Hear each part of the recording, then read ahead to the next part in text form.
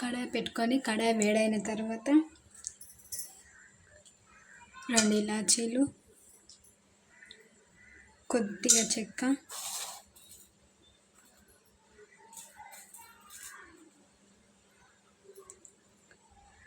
4 లవంగాలు, 1 స్పూన్ ధనియాలు,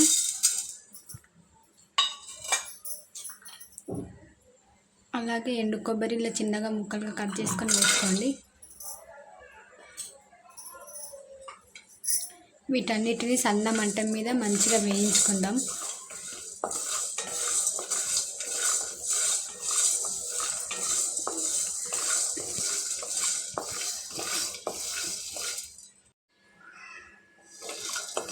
చూడండి ఇలా మంచిగా కలర్ వచ్చాయండి. కలర్ వచ్చినాక వీటిని తీసి పక్కన పెట్టేసుకుందాం. ఇలా తీసి పక్కన పెట్టుకొని ఇవి చల్లారిన తర్వాత మిక్సీ గిన్నెలో వేసుకొని పేస్ట్ చేసేసుకుందాం. ఇప్పుడు అదే కడాయి వేడైన తర్వాత 3 టేబుల్ స్పూన్ల ఆయిల్ పోసుకుందాం.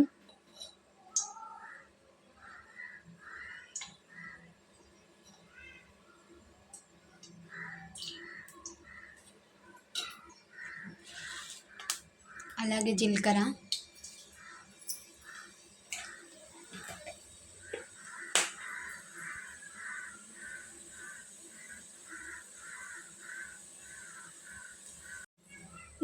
కొంచెం ఫ్రై అయిన తర్వాత ఒక ఆనియన్ ముక్కలు ఇలా వేసుకొని సన్నగా కట్ చేస్తాను.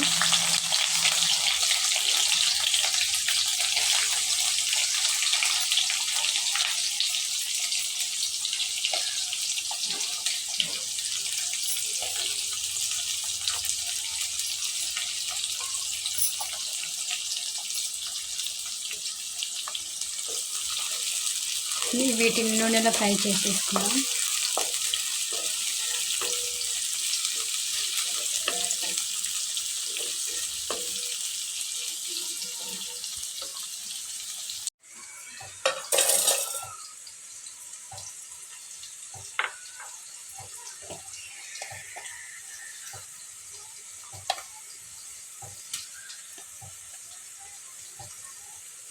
మీరు వెల్లుల్లి వేసుకోండి. మీరు నా దగ్గర వెల్లుల్లి లేదు కాబట్టి అల్లం వెల్లుల్లి పేస్ట్ వేసుకుంటున్నాను.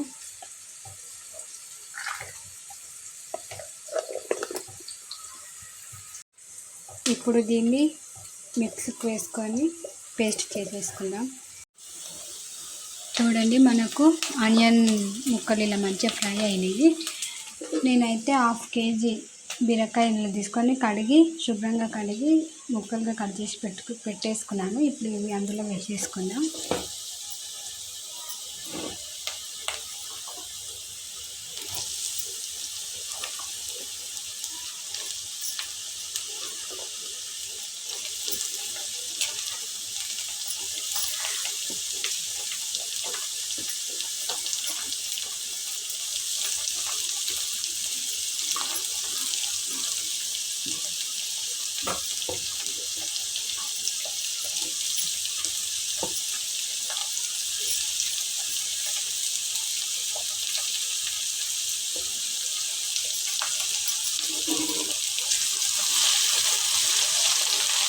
ఇప్పుడు ఒకసారి కలిపి మూత పెట్టేసుకుందాం.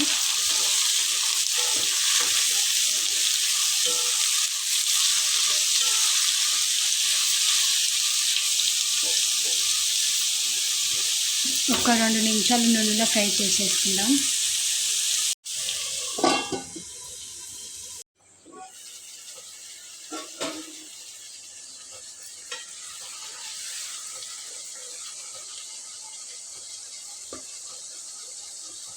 మీకు 2 నిమిషాల తర్వాత చూపిస్తున్నాను. ఇలా అయిన తర్వాత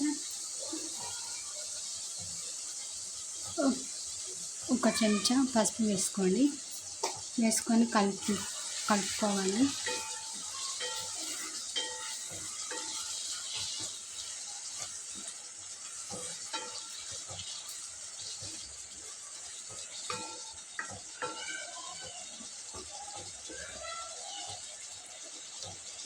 దీన్ని కూడా ఒక 2 నిమిషాలు మూత పెట్టుకొని వేయించుకుందాం.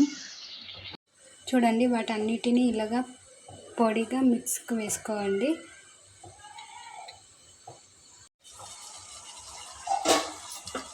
చూడండి 2 నిమిషాల తర్వాత చూపిస్తున్నాను. మొత్తం ఇలా అయిపోయిన తర్వాత అలాగే 2 టమాటాలు ఇలా సన్నగా కట్ చేసుకొని వేసేసుకోండి.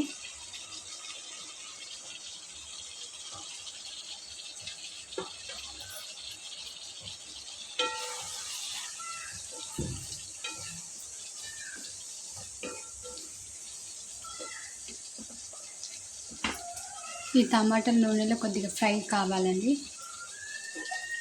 మూత పెట్టుకొని 2 నిమిషాలు వేయించుకుందాం. మూత తీసి చూద్దామండి. చూడండి ఇలా మంచిగా వేగిపోయినాయి. వేగిన తర్వాత 2 చెంచాల కారం వేసుకోండి.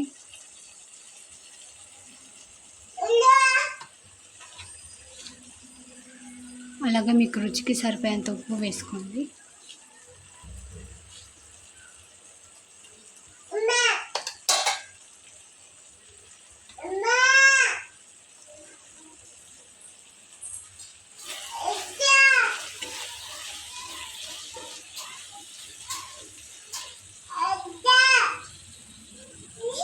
మనం ముందుగా పేస్ట్ పట్టుకున్నాం కదండి, అది ఇందులో వేసేసుకుందాం.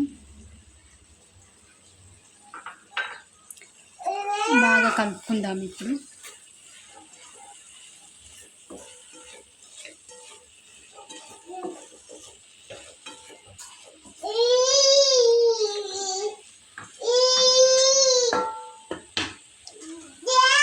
మూత పెట్టి 2 నిమిషాలు వేయించుకుందాం. మూత తీసి చూద్దామండి. చూడండి ఇలా మనకు మంచిగా వేగిపోయింది. వేగిన తర్వాత మీకు సరిపోయినంత నీళ్ళు పోసుకొని ఉడికించుకోండి.